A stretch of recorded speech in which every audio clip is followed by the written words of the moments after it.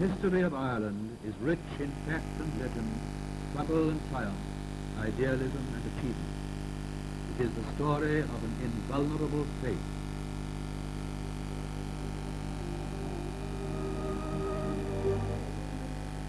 Every city, town and village is steeped in historic drama, such as the brave story of Drogheda, the famous town on the Boyne.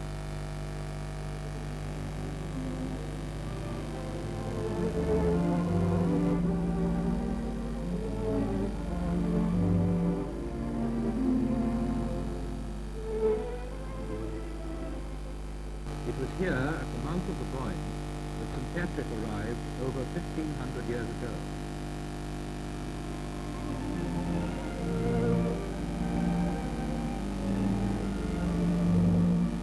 St. Patrick sailed into the river and landed at Inverculper, just below Drogheda, at the bridge of the Fall, as Drogheda was then called, and he received a great welcome.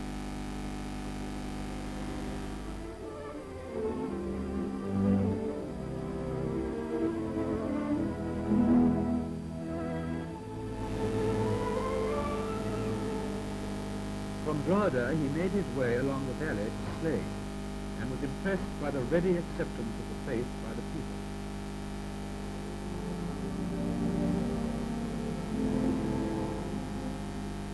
On the hill overlooking Slade, he lighted the first pastoral fire in Ireland.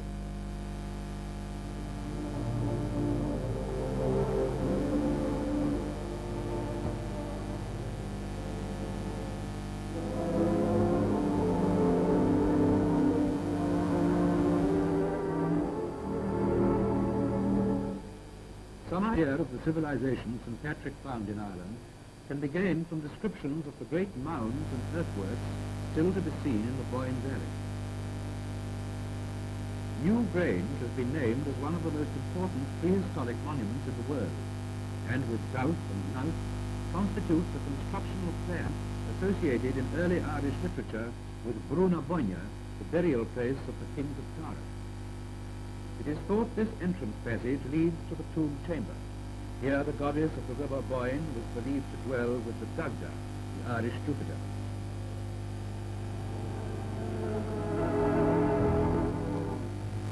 Through the centuries, nature has lovingly covered the remains with trees and grass, hiding examples of the skilled and patient craftsmanship.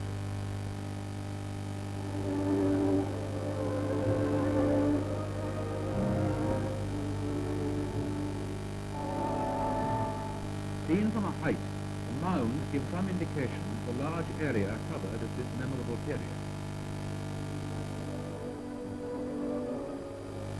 In Drogheda, long before it became a walled town, old bardic tales refer to a mound, later known as Millmount, in the plain of Mar Bra. Here in the 9th century, Turgesius the Dane had his fortress headquarters. The Martello Tower on the summit is of more recent date. 3 stone crosses stand amid the ruins of Monaster Boyce, a corruption of the Latin Monasterium Boeticii, Monastery of Boetius, who lived in the 5th and early part of the 6th century. With the acceptance of Christianity, monastic life began to play an important part in the establishing of the church in Ireland. Abbot Muirdach's cross is of great merit in design and execution, the figures representing lessons from the scriptures. The name of the craftsman has long been lost, but the carved figures remain after 1,000 years. The practice of erecting such crosses is peculiar to Ireland and Great Britain. The North Cross is probably the oldest. The stem became so badly corroded that it was recently replaced.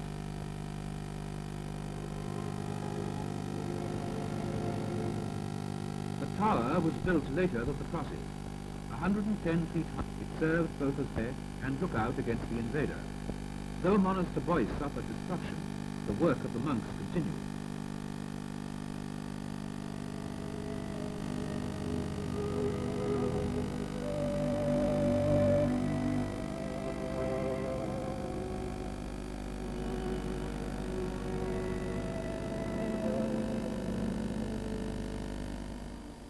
At Mellifont, a few miles away, the first community of Cistercians in Ireland was established in 1142.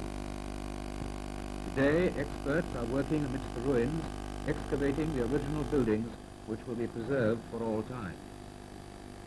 Mellifont was built in compliance with instructions given by St. Bernard.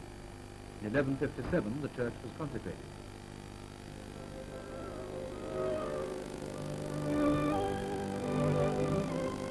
Although the years between have brought upheaval and poverty, the Cistercians never ceased to work. Mellifont rises again at Colon, a few miles along the valley. An empty mansion was acquired, the church built, and the grounds are being cleared.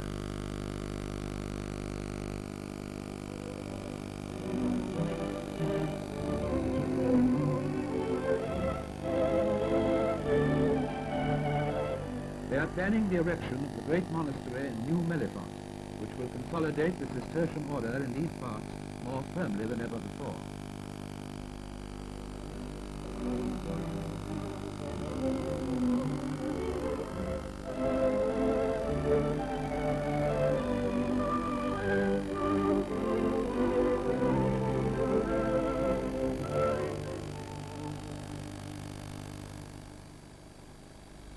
Drogheda contained many abbeys. On the left is the Magdalene Tower, all that remains of the Dominican abbey founded in 1224 Christometabie. On the west side stood the priory, built by the Augustinians, still known as the Old Abbey. It is thought to be the site of a monastery founded by St. Patrick, later destroyed by the Danes.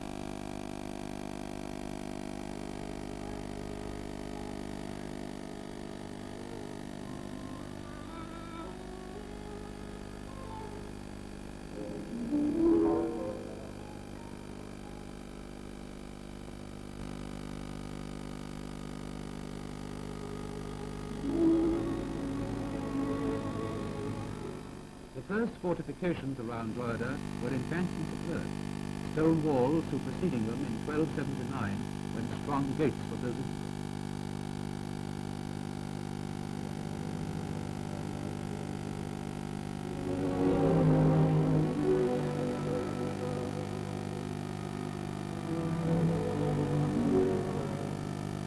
Only St. Lawrence's Gate stands, one of the most perfect examples of old Irish gateway.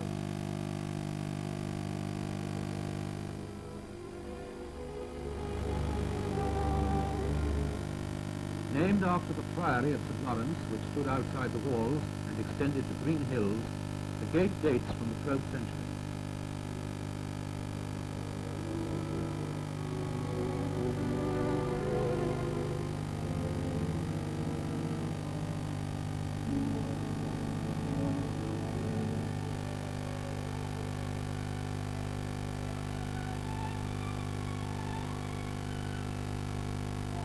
At the foot of Millmount, on the lead side of the river, stand the remains of Butter Gate, or West Gate as it was then called. The name is derived from buttress. Some hold that butter is a corruption of the Irish word for hair, butter, a roe.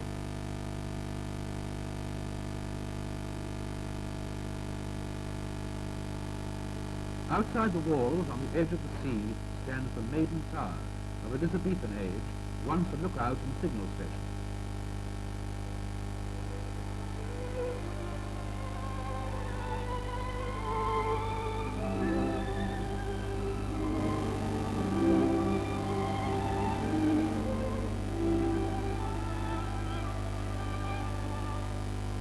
Tragedy came to Drogheda in 1649 with the arrival of Cromwell's army at the walls of the town. Held at bay for some days, he finally broke through at this point, and his treatment of those within was merciful.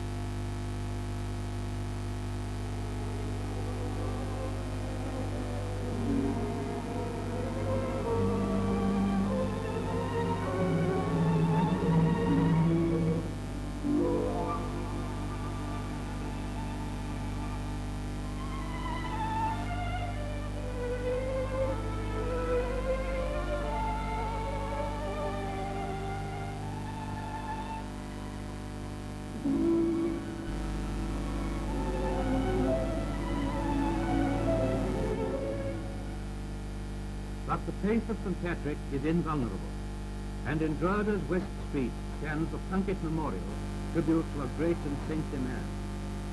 20 years after Cromwell's massacre, Dr. Plunkett returned to Ireland from his studies in Rome to become Archbishop of Armagh. Working against time, he held 2 synods and 2 ordinations, and within a month administered the sacrament of confirmation to more than 10,000 persons. Archbishop Plunkett was arrested and charged with plotting to overthrow the civic authority. The trial failed, and he was called to London on a charge of high treason. False evidence and paid witnesses resulted in the Archbishop being found guilty. Dragged through the London streets to Tyburn in July 1681, he was hanged, drawn, and quartered. Later, his body was smuggled over to Germany by the faithful Father Corker. As the Blessed Oliver Plunkett addressed the great crowd gathered to witness the execution, his calmness and spiritual strength made so deep an impression that many wept and prayed. In 1721, Blessed Oliver Plunkett's head was brought back to Drogheda by Primate Hugh MacMahon, and is now enshrined on an altar in St. Peter's Church, that his greatness may never be forgotten.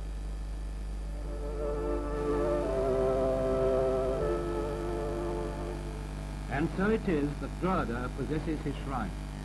Here thousands from all the world over come to pay tribute to the man whose life and death were dedicated to truth. 9 years after the martyrdom of Blessed Oliver Plunkett, another page in Ireland's history was written, the Battle of the Boyne. Here, in pasture lands which are among the richest in the country, the Irish fought for a cause they considered just.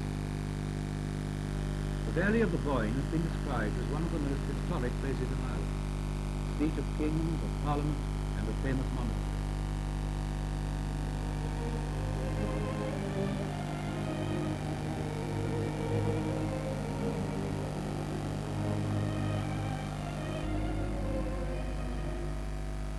Slowly, the Drogheda of old is disappearing.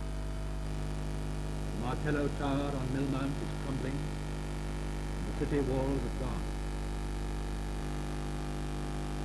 Only a few of the original whitewashed cottages remain.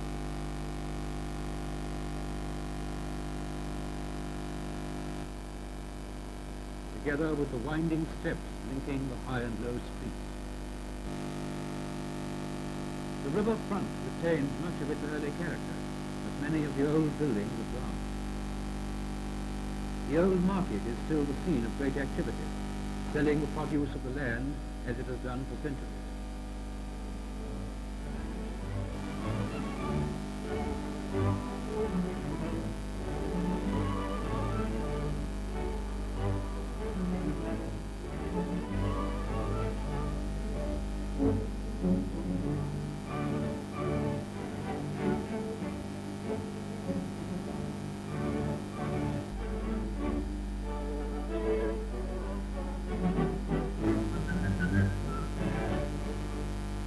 Until recently, the toll-soul was used for assizes, courts, and council meetings.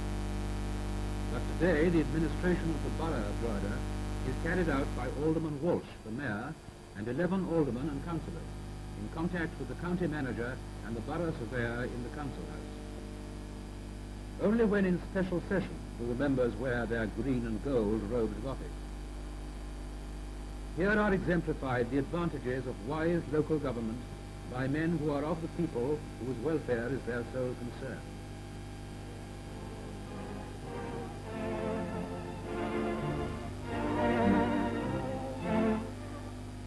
Here then is the pulse of industrious Drogheda, the hub around which the daily life of the city revolves. Housing programs, roads, public health, education, marketing, and port management, these and countless other matters vital to the people are controlled by a council proudly carrying on all that is best in the traditions of the past for the benefit of the citizens of today and tomorrow.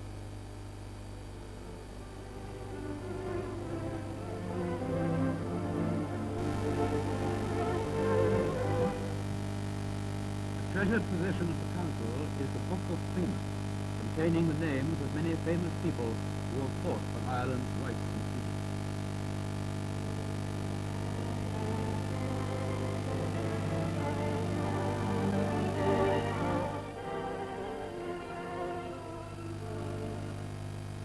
And in Drogheda's archives are kept the mace and sword presented by William III.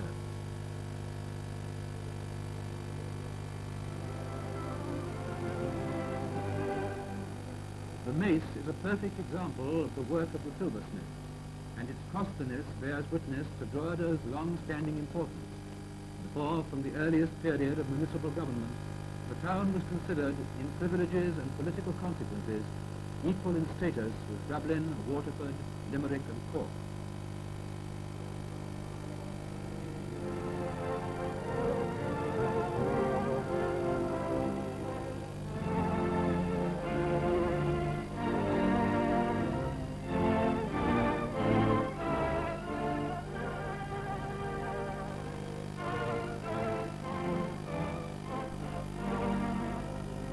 Other interesting treasures are the early charters or deeds of the town. This one granted by James II and this by William III.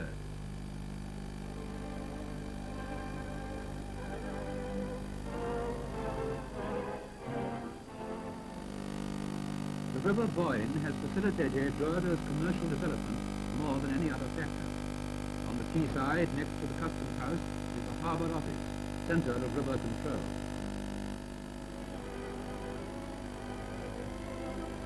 The harbour master is responsible for the piloting and berthing of ships and the maintenance of the river and the quay. A constant check is kept on the movements of all vessels entering and in the river.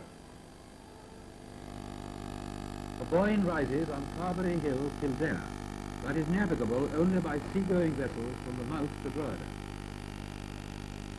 Leading lights guide ships into the river channel, the point at which their beams cross indicating the way in. Administered by the Commissioners of Irish Lights, these at the mouth provide vantage points from which the keeper can watch the approach of vessels and keep headquarters informed.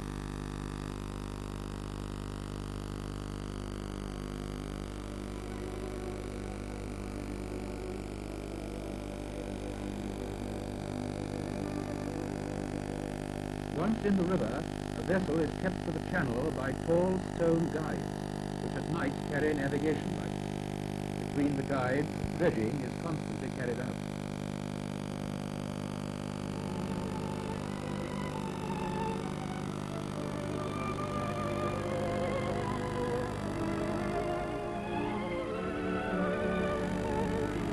A scheme is afoot for making a new channel that will shorten the journey from sea to quay by several miles, as indicated on the map.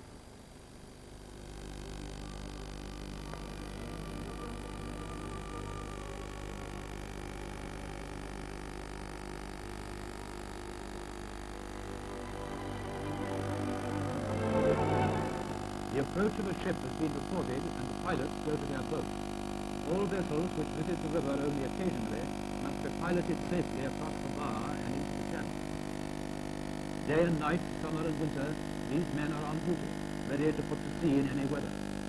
Only they know how swiftly the wind can rise on this part of the coast and lash the sea into fury. Today, the job is easy.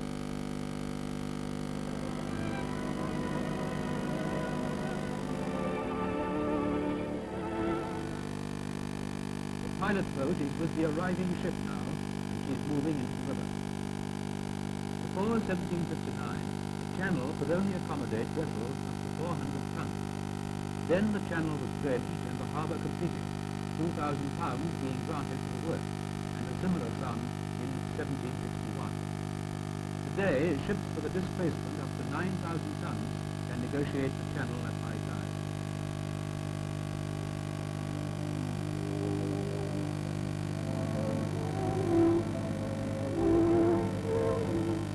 The ship is now safely in the channel, and the pilot leaves the vessel, which proceeds unaided to Drogheda, as did St. Patrick centuries ago, passing these quiet wooded slopes and banks.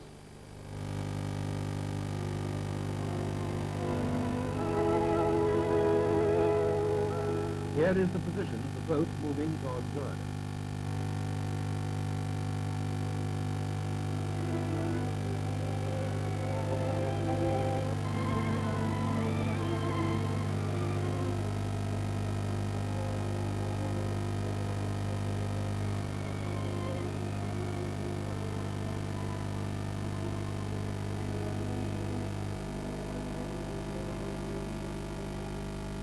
height of this great viaduct indicates arrival at Drogheda. It was built by the Great Northern Railway in 1855.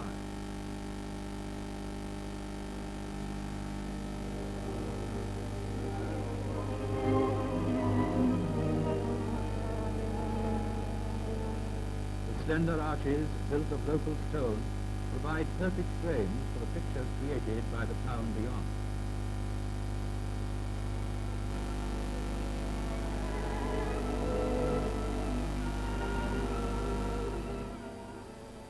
Although Drogheda is essentially progressive and is developing new industries, it does not discard old trades and customs, such as lifting cockles from the river bed when the tide goes out and sacking them for market.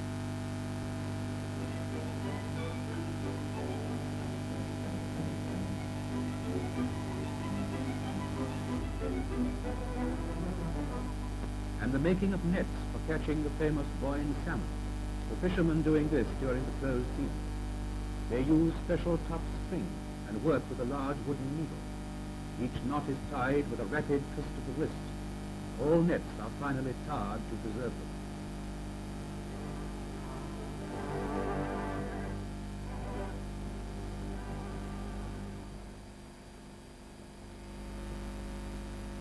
It was in the 17th century that linen manufacture was introduced into Ireland, since when it has become world famous. Here's a brief glimpse of the fascinating process in a Drogheda mill. Wet threads are run onto a heavy roller which lays them in an ordered manner called warping.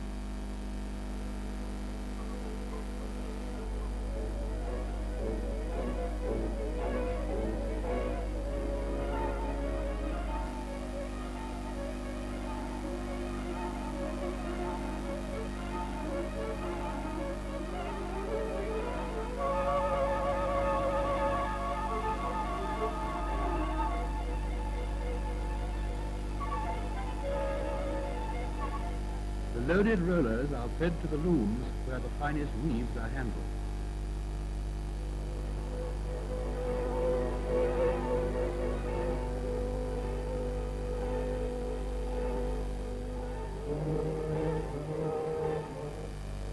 Here, materials are being dyed, rollers drawing them through the vat and squeezing out surplus liquid. As early as 1790, linens were Drogheda's principal export.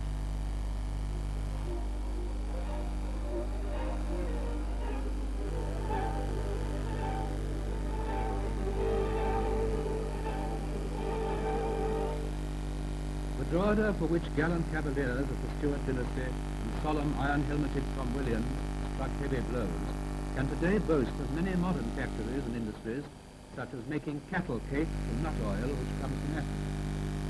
Ships bring the drums of oil right up to the factory. This industry has expanded rapidly and is important in relation to Ireland's self-sufficiency plan. By the way, owing to its geographical position, the port of Drogheda has always been one of the principal centres for the export of cattle from the adjoining county of Meath.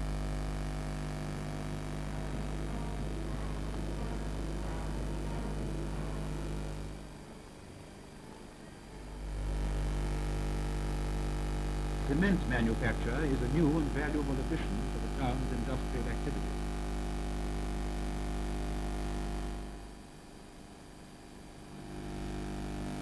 Here's the quarry where blasting is taking place.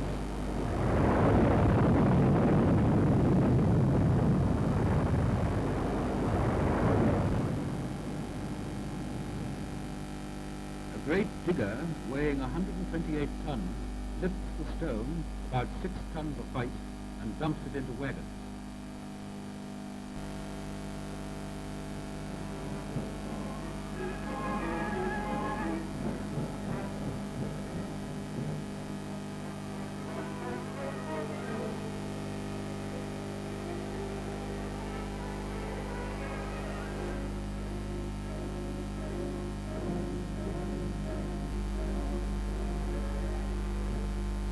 Overhead cable cars carried off 140 of them on an endless journey.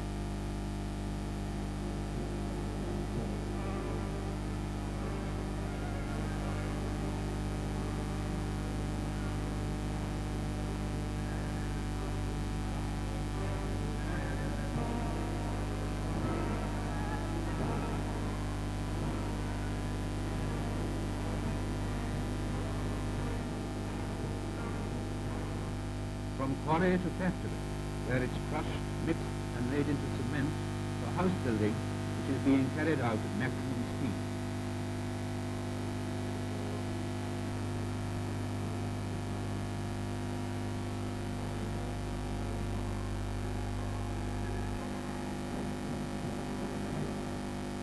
New houses demand new roads, miles of it, for Drogheda is growing apace, though its ancient parts are lovingly preserved.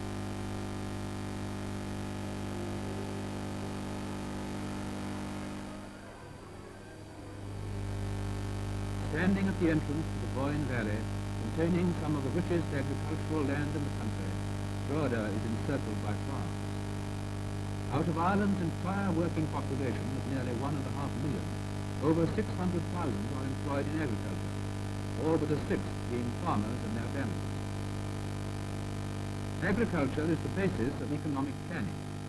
From 41 million in 1938, the net value of the output of farms in Ireland has risen to nearly 100 million pounds a year.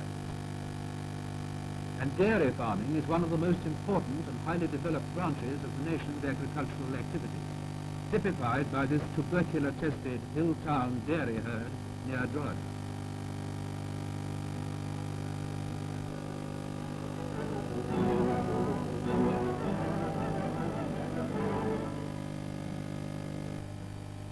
On Ireland's fine modern dairy farms, every scientifically approved device is employed to ensure scrupulous cleanliness and to expedite milking operations.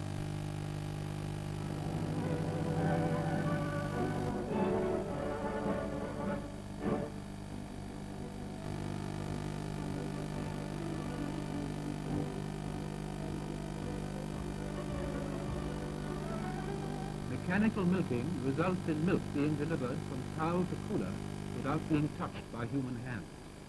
And it is this rich, pure milk which is supplied to Drogheda's new modern hospital, where maternity work and antenatal and postnatal departments are proving a boon to mothers from a wide area.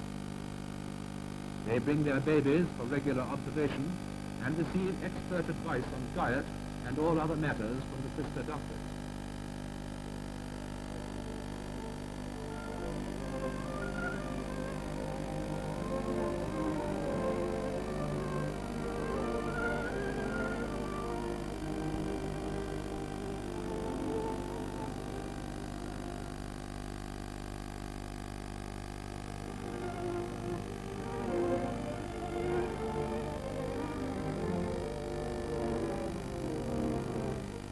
On the floor above, new arrivals are asleep in their cots, blissfully unconscious of all the care bestowed upon them.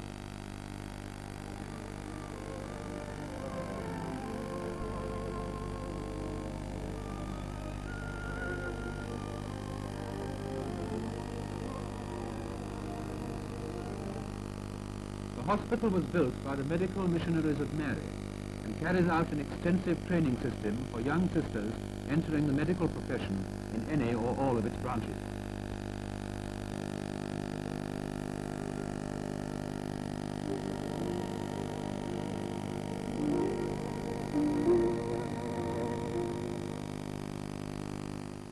It is fully equipped with every modern improvement, and the finest X-ray apparatus.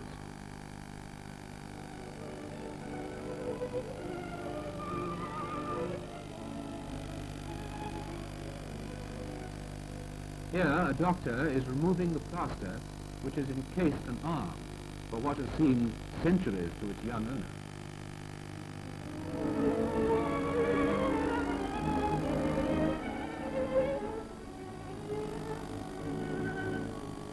Now he will be able to rejoin his friends, not only for play, but for work too, in Drogheda's technical school, which supplements the work of the day schools and gives specialized training to the rising generation in a large number of trades and professions: mathematics, woodwork, science, engineering, chemistry, and so on.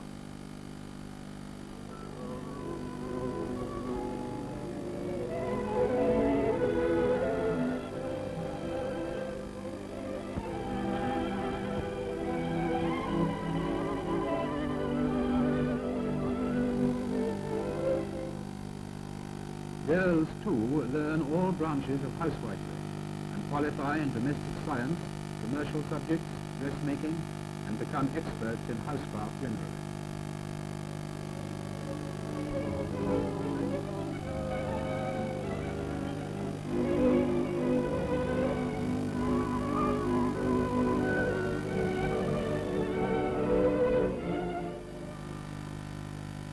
Work hard and play hard is the axiom of Ireland's youth.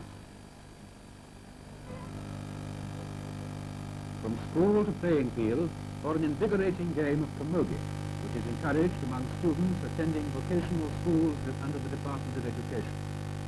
These young Irish girls are playing a game which in ancient Celtic times the Ulster hero Cuchulainn made famous.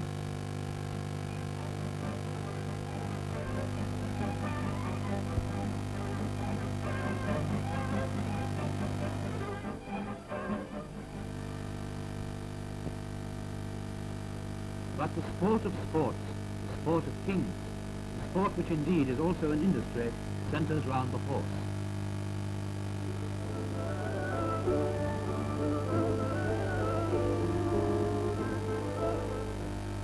An American truly said, no country in the world is better suited than Ireland for breeding and raising horses, and no people more intelligent in breeding horses than the Irish. Horse breeding is the basis of a wide export trade. In 1944, nearly 3,400 horses were exported with a value of over £900,000.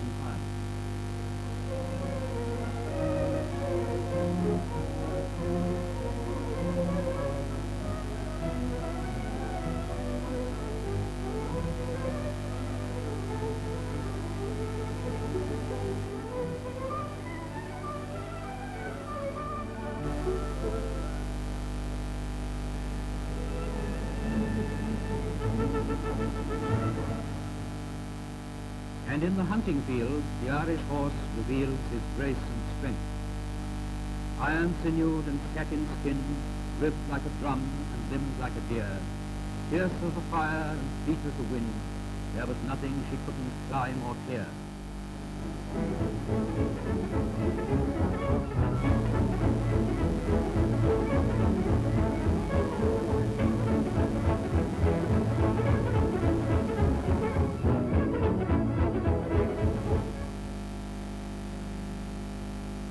The drogheda we see now is as new as the sunrise, yet as old as the oldest hills.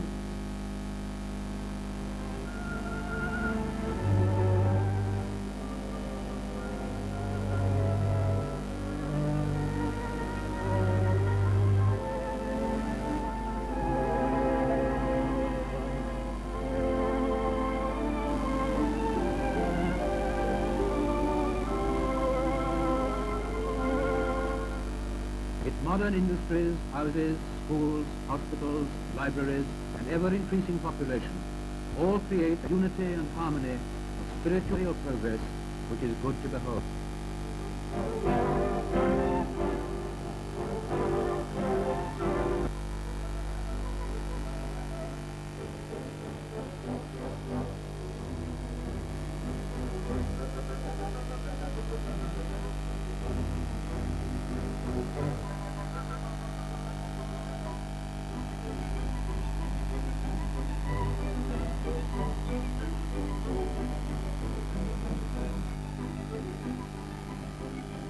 And someone who prefers one horsepower, affectionately known as the King of Drogheda. Having travelled the world, he has returned to the old town to devote his life to charity.